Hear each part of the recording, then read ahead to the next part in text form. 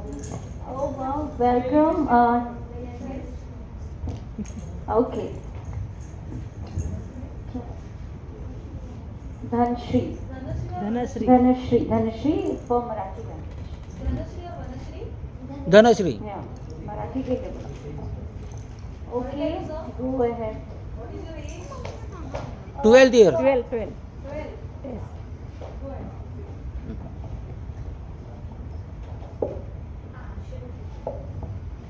विद्या विना मती गेली, मती विना नीती गेली, नीती विना गती गेली, गती विना वित्त गेले, वित्ती विना श्रुद्ध खचले, आणि एवढे अनर्थ एका अविद्येने केले, आणि एवढे अनर्थ एका अविद्येने केले.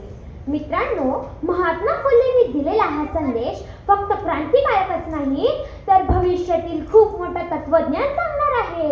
कारण 21व्या शतकात जगत असताना माणसाला अन्न, वस्त्र, निवारा आणि शिक्षण या 4 गरजा प्रमुख गरजा आहेत. पण यामध्ये शिक्षण नावाची गरज भागल्यानंतर अन्य 3 गरजा भागवण्याकरता मनुष्याला कोणावरही अवलंबून राहावे लागत नाही. फरक फक्त इतकाच की प्राप्त केले जाणारे शिक्षण दर्जेदार असावे.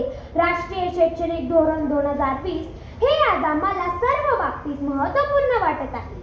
कारण कुठल्याही क्षेत्रात जर विकास करायचा असेल तर त्याकरता शिक्षण क्षेत्राची पायभरणी करणं हे महत्त्वाचं असतं. नमस्कार मित्रमैत्रिणींनो, राज्यस्तरीय ऑनलाईन वक्तृत्व स्पर्धा 2025 यात मी धनश्री भरत मिस्त्री इयत्ता 7वीची विद्यार्थिनी आज आपणासमोर राष्ट्रीय शैक्षणिक धोरण 2020 अंमलबजावणी यावर मी माझे मत संपादित करणार आहे. 1964च्या कोठारी आयोगाच्या शिफारसीनुसार 1968 मध्ये आपल्या देशात पहिली राष्ट्रीय शैक्षणिक धोरणे जाहीर करण्यात आली. 1986 साली आपल्या देशाला दुसऱ्या धोरणाची ओळख झाली आणि धोरणामध्ये काही बदल करण्यात आले. आणि यानंतर मग 34 वर्ष प्रतीक्षेनंतर इस्रो अध्यक्ष कस्तुरी रंगन यांच्या अध्यक्षतेखाली स्थापन केलेल्या समितीने सद्यस्थिती पाहून राष्ट्रीय शैक्षणिक धोरण 2020 हे पारित केले. मित्रांनो, खरं पाहिलं तर भारतीय स्वातंत्र्य अमृत महोत्सव हे वर्षाच्या काळात किंवा कोविडच्या पार्श्वभूमीवर अंमलबजावणी करण्यात आलेले हे धोरण हे सर्व क्षेत्रात आशादायी पाहिले जातं. मग आता हे धोरण काय आहे? याचं स्वरूप काय? ज्या वेळेस आम्ही असा विचार करतो त्यावेळेस मला प्रश्न निर्माण होतो की मुळात या धोरणाची गरज का भासली? किंवा या धोरणामध्ये जी 2 धोरणं उपलब्ध होती यामध्ये आमच्या शिक्षण व्यवस्थेचा पाया भक्कम करण्यास दक्षता नव्हती का? शिक्षणामध्ये परिवर्तनाचं साधन म्हणून आम्ही पाहत असतो. परिवर्तन हा सृष्टीतला सर्वात मोठा नियम आहे. बदलत्या स्वरूपामुळे, बदलत्या जीवनशैलीच्या स्वरूपामुळे जे काही आमच्या समोर आव्हानं निर्माण होत आहेत या आव्हानांमध्ये संधी शोधण्याकरता काही उपाययोजना कराव्या लागतात. आणि म्हणूनच आमच्याकडे जी 2 धोरणं उपलब्ध होती यामध्ये त्रुटी दूर करून आधुनिक तंत्रज्ञान किंवा औद्योगिक क्रांती चालत आलेल्या जगात हातात हात धरून आमचा विद्यार्थी सक्षम व्हायला हवा म्हणून केलेला हा उपक्रम म्हणजे राष्ट्रीय शैक्षणिक धोरण 2020 असं म्हणू शकतो. आणि आम्हाला हे सर्व महत्त्वपूर्ण वाटत आहे कारण ज्या वेळेस आम्ही धोरणाच्या स्वरूपाबद्दल चर्चा करतो त्यावेळेस मला असं वाटतं की धोरणाच्या सकारात्मक आणि नकारात्मक अशा दोन्ही बाजूला चर्चा व्हायला हवी. आणि सकारात्मक बाजूला पाहत असताना धोरणाचा सर्वात महत्त्वाचं उद्दिष्ट म्हणजे आपल्या देशात जागतिक ज्ञान महासत्ता बनवणं हे आहे.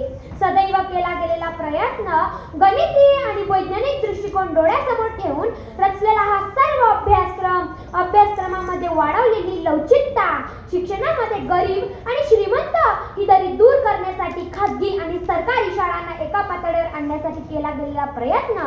राहून बोलायचं झालं तर आपल्या देशाच्या भविष्यात नोकरशाही उदयाला आणण्यात मालकही निर्माण व्हायला हवे. आणि हा हेतू डोळ्यासमोर ठेवून 6वी पासून सक्तीचं व्यावसायिक शिक्षण, 5वी पर्यंतच्या विद्यार्थ्यांना आपल्या मातृभाषेत किंवा बोलीभाषेत केली गेलेली तरतूद या सकारात्मक बाजूच्या गोष्टी वाटतात. जशा नाण्यांना 2 बाजू असतात तसेच सकारात्मक बाजूचा विचार करताना लक्षात येते की अभ्यासक्रमामध्ये वाढवलेली लवचिकता विद्यार्थ्यांना एका वेळी 2 अभ्यासक्रमामध्ये प्रवेश मिळत आहे. मूल्यांकन पद्धती बदललेली आहे पण या ठिकाणी योग्य ज्ञान विद्यार्थ्यांना आत्मसात करेल की नाही? आमच्या विद्यार्थ्यांना पदवी आणि गुण मिळवण्यासाठी फॅक्टरीज तयार होती की काय याची भीती आम्हाला निर्माण होत आहे. जोपर्यंत आमच्याकडे प्रशिक्षित शिक्षिकांचा तुटवडा आहे तोपर्यंत शैक्षणिक धोरण यशस्वी होणार नाही. राष्ट्रीय धोरणाचा यश हे एकाच व्यक्तीवर अवलंबून नाही तर देशातील संपूर्ण उच्च पदस्थ राजकारण, अधिकारी, विद्यार्थी, पालक व विद्यार्थी यांच्या मेहनतीवर अवलंबून आहे. या धोरणाचा फायदा विद्यार्थ्यांना होईल. आणि एवढे बोलून मी माझे 2 शब्द संपवते. आयोजकांनी मला बोलण्याची संधी दिली म्हणून त्यांचे मी आभार मानते. एवढे बोलून मी माझे 2 शब्द संपवते. जय हिंद, जय महाराष्ट्र. धन्यवाद. बहुत अच्छा कि छोटी सी बच्ची की